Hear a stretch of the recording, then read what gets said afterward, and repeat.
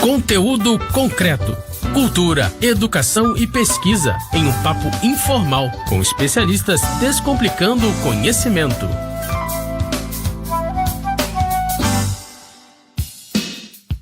Olá, você que está aí pelas bandas da UERJ e Mediações. Meu nome é Kleber Pereira e nós estamos aqui em mais um Conteúdo Concreto. Esse programa que é feito numa parceria do site Salada Cult e da nossa Rádio UERJ.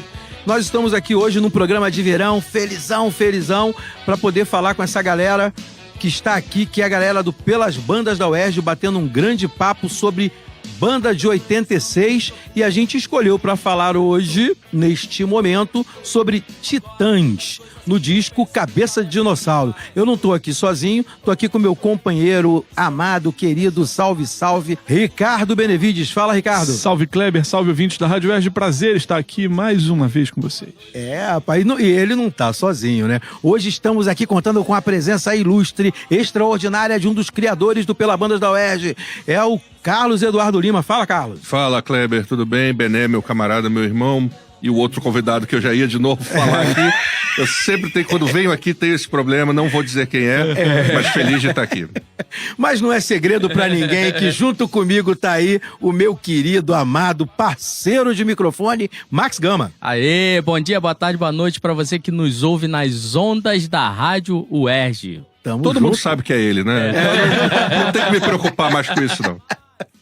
Gente, a gente tá aqui para falar um pouquinho sobre bandas de 86, sobre disco de 86, sobre essa efervescência que representou aí o ano de 1986, né? Porque é uma época emblemática, muitas coisas políticas acontecendo no Brasil, uma época de esperança, né? De renovação.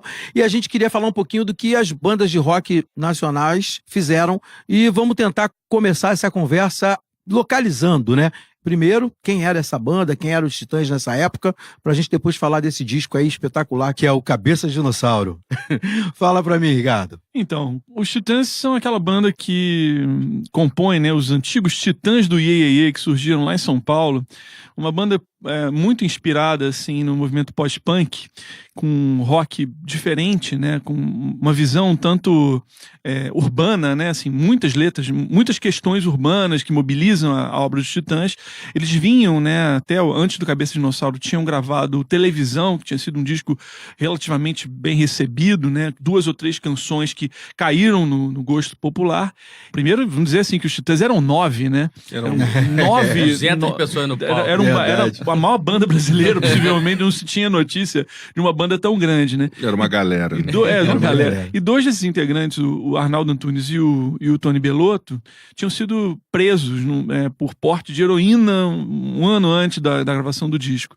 E isso parece que mexeu muito com a visão deles, né? Da relação que eles tinham, na verdade, com o Estado e com a própria ideia do que era a polícia. Então, naturalmente, várias das canções, né? Muito da pegada desse disco vai ser denúncia, né, do que é a ação do Estado sobre a vida das pessoas, e vocês vão ver isso em quase todas as canções, não é isso, Carlão?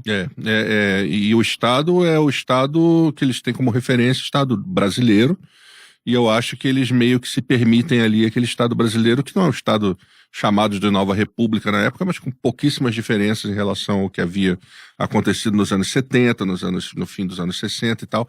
Então a gente tem um teor político forte no disco. E o Bené estava falando aqui dos discos anteriores, dos Titãs, né? Tem o Televisão, do ano anterior, e tem o primeiro deles que tem Go Back, Sonífera Ilha, e Toda Cor e tal, foram músicas que tocaram bastante no rádio. Com relação à crítica, a gente já tem em televisão, na faixa título, a gente já tem ali uma amostra que não era uma banda engraçadinha como as apresentações deles no palco faziam crer, né? Então a gente tem a televisão me deixou burro, muito burro demais. Enfim, o cara já estava ali mostrando que a televisão tinha aquele potencial alienante, aquela coisa toda, eles não eram ingênuos. E o Cabeça de Dinossauro, que vem depois, um ano depois, parece que é outra banda que está ali. Porque tem um abismo técnico entre os 2 primeiros discos e o Cabeça, que é uma coisa feita no Estúdio nas Nuvens, produzido pelo Liminha, E, enfim, com o que havia de mais moderno no Brasil, é um disco com uma sonoridade que hoje em dia já está datada, né? Mas que a gente percebe a diferença das programações de bateria, teclados e coisas eletrônicas que estavam sendo feitas ali, assim, é uma coisa muito diferente do que eles haviam feito antes. Eu que nessa época era jovem aí, tava com 20 anos, pra mim esse disco soou assustador. Né? A capa já dava medo, né? Isso, assustador em vários sentidos, né? Assustador pela escolha de título, né? O título não era um título simples de você poder entender do que ele estava evidenciando, o que ele estava trazendo. A coisa da sonoridade mesmo era bem mais pesada do que os discos anteriores, que eram meio início de anos 80, né? Aquela coisa de parecia meio um negócio de desenho, né? Animado e tal, que eles faziam muito antes, eles brincavam muito com isso, né? Com a brincadeira de sons e com os gritinhos, com as coisinhas que eles traziam bastante, né? Com as saídas melódicas mais engraçadas, e como o Carlos colocou muito bem, eles, apesar de ser uma banda que trazia essa brincadeira toda, eles tinham uma marca de sarcasmo, na verdade, né? Que é o que você percebe em televisão, né? Mas se você comparar, né? O Carlos estava lembrando do primeiro disco, uma música que caiu no gosto popular, né? Foi uma das canções que tocou no rádio, Toda a Cor, né? É doce, é levinha, e aí você pula 2 discos e vai para Bichos Escrotos, Igreja. É isso que eu chamo de assustador, né, cara? Estado violento. Então, assim, é uma quantidade, é um salto, né, cara? É um voo, assim. E é bacana porque eu acho que o Cabeça tem uma influência muito grande do Arnaldo Antunes, que é um cara que é um poeta concretista, assim, com influência desse movimento, e que a gente tem várias letras ali nesse disco que são repetições e tem toda uma estética de poesia concreta importante.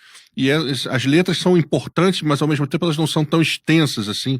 Então tem toda essa engenharia, digamos assim, de que é uma canção pop, mas que não é extensa, mas cabe a mensagem e é tudo bem amarrado. É um discão, Cabeça de Dinossauro. E aí vamos logo pro Max Gama, que é o cara que ouviu depois, né? Não, o papel do Max aqui é falar assim, eu fui orelha desse troço depois. Não, eu ouvi na época e eu ouvi depois, mas na época foi o que você falou, você era um jovem rapaz de 20 anos, e já soou esquisito. Imagina eu, uma criança, ouvindo Polícia.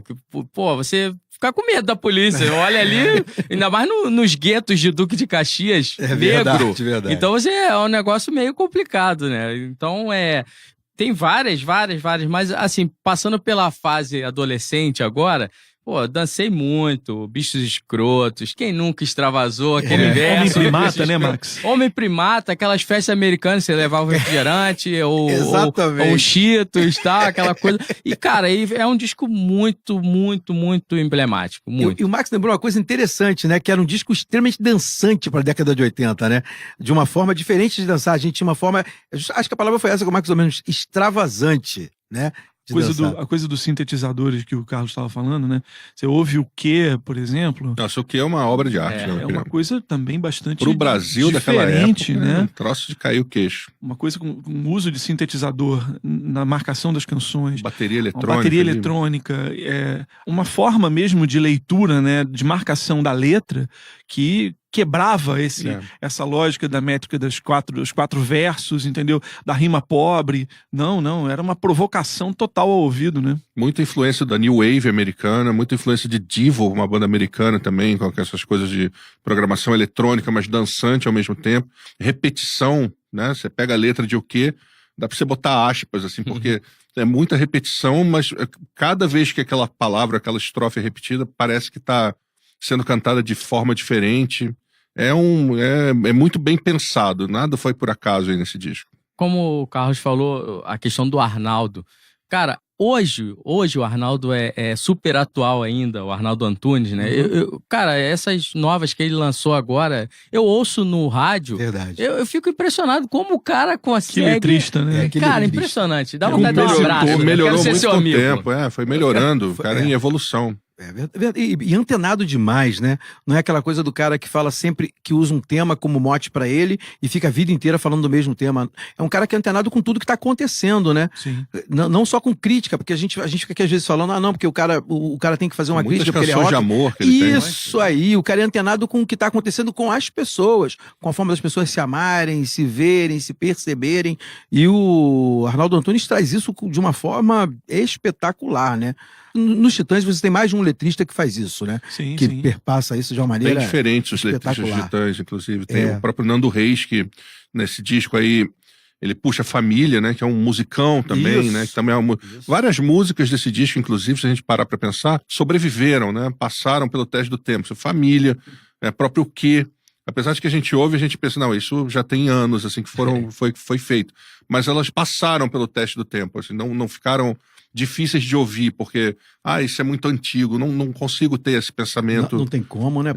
A parte da grade, do pai preocupado com a grade, da família, o cara quer trancar, botar um cadeado no portão. Pô, quem não passa por isso hoje em dia? A gente tá preso dentro de casa. Não, e o Nando Reis tem essa característica de falar das coisas do pueril pra nós, né? Nesse mesmo disco tem dele Igreja, né? Que também é outra volta para as coisas comuns do que a gente vive em casa, né? Tem do que porrada. você vive.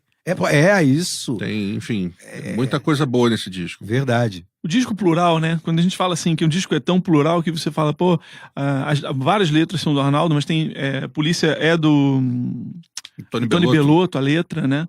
Tô Cansado é uma outra canção. Tô Cansado. Essa é gritada, não? Gritada e punk total. E Estado Violência, que é um dedo numa ferida, né?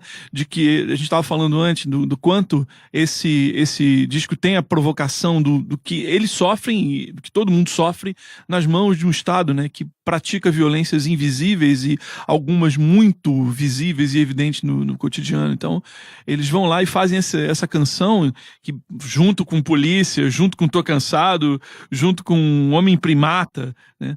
Falam disso, né? E falando de Estado violento, no caso, a gente tem Bichos Escrotos que foi censurada na época, né? Que você ouvia no rádio e bichos pip, né? Ou então diminuíam, tiravam o som. Bichos verdade. saiam dos esgotos porque você não podia ouvir escrotos. Não podia ouvir escrotos. E tem uma coisa que aí eu vou contar de novo. O Vão Se Fuder também não era. Não, houve até uma primeira prensagem do que foi do disco arranhada, que a faixa de ou costurada, né? Uma coisa assim. Ela vinha arranhada, que era justamente pro sujeito não ouvir aquela canção. Ou seja, essas estratégias sempre fazem o efeito contrário, né? A música vai tocar, você vai ficar curioso, enfim.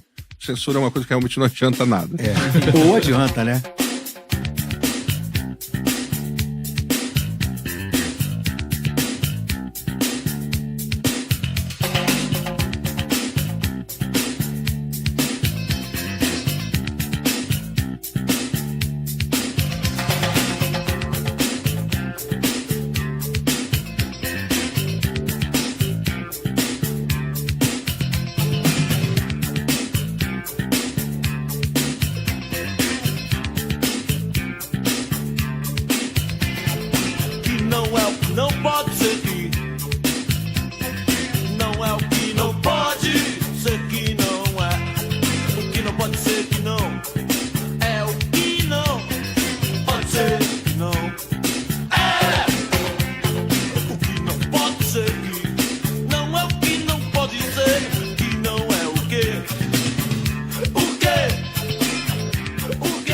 Vamos falar de quê? O que tem nessa letra? Como é que ela... O que chama atenção pra vocês? Aquela coisa da poesia concreta do Arnaldo Antunes, né? É uma letra totalmente concretista, né? Ele vai brincando com as frases, com a palavra, o que não é o que é o que não pode ser, que não é. É tudo como se fosse uma frase só que ele vai desconstruindo e montando e refazendo. E eu acho, assim, modestamente falando, eu acho a letra genial, mas eu gosto muito do instrumental dessa faixa. O instrumental poderia sobreviver sem a letra. Exato. Sambão violento. Exatamente isso.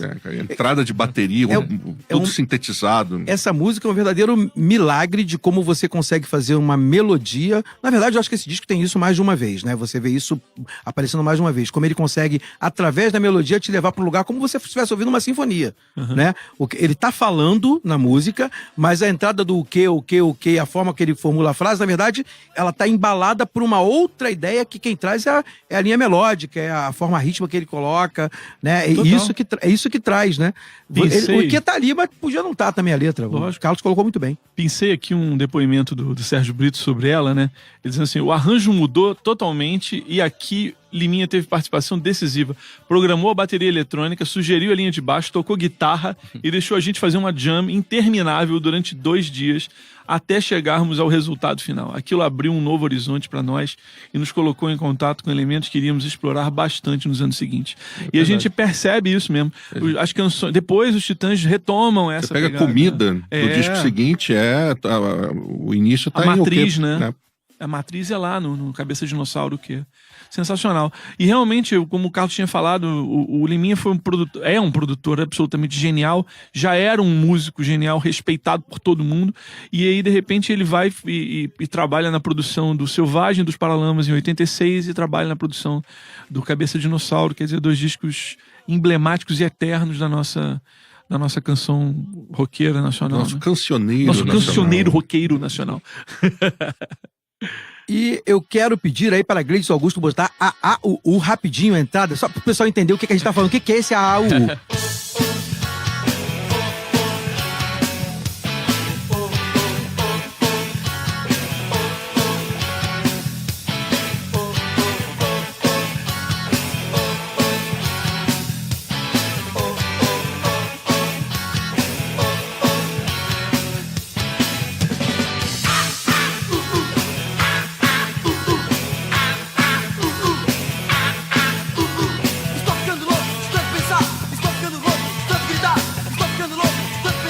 Viu? Aí.